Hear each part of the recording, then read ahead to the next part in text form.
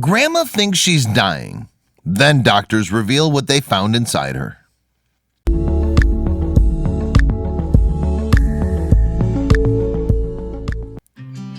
Finding out you're going to be a grandparent for the first time must be beyond exciting. Your baby's having a baby. Perhaps you flash back to when your son or daughter was little. In your mind's eye, you might see them playing and running about as children. Now they're going to have a little one of their own. For Allison Dent and her partner Robert, they were thrilled when they learned they'd soon be grandparents. Allison's happiness was too brief because shortly after learning the great news, she began experiencing horrible stomach pain. Believing she was dying, she rushed to the hospital. Nothing would prepare Allison and Robert for what news the doctors had for them.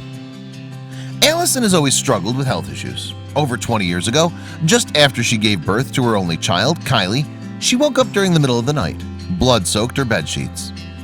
"I woke up one morning covered in blood," Allison recalled. According to The Sun, "I wasn't in any pain, but the sheets were drenched. It was a massive bleed.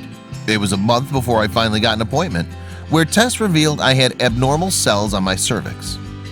Because of the cysts, Allison had to have part of her cervix removed. This would mean she could no longer have children. She and Robert were crushed at the news because they wanted more children. But they were grateful for their Kylie, and they raised her with all the love in the world. They were overjoyed when Kylie broke the good news she was expecting a baby of her own. But then Allison began to suffer from horrible stomach pains. "I went to the doctors, and 2 months after Kylie's pregnancy announcement in March 2013, I was diagnosed with IBS, irritable bowel syndrome," she explained. Allison's stomach continued to bloat and grow larger.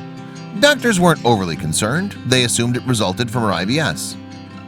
"My belly continued to bloat and my ankles swelled and my breasts grew sore too," Allison said.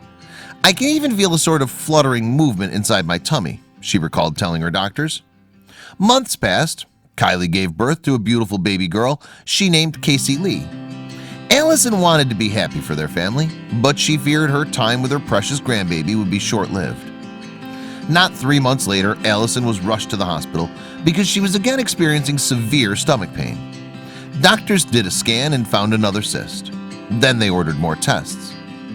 Incredibly, 26 years after Allison learned she could no longer have children, she heard the news that stunned her to the core.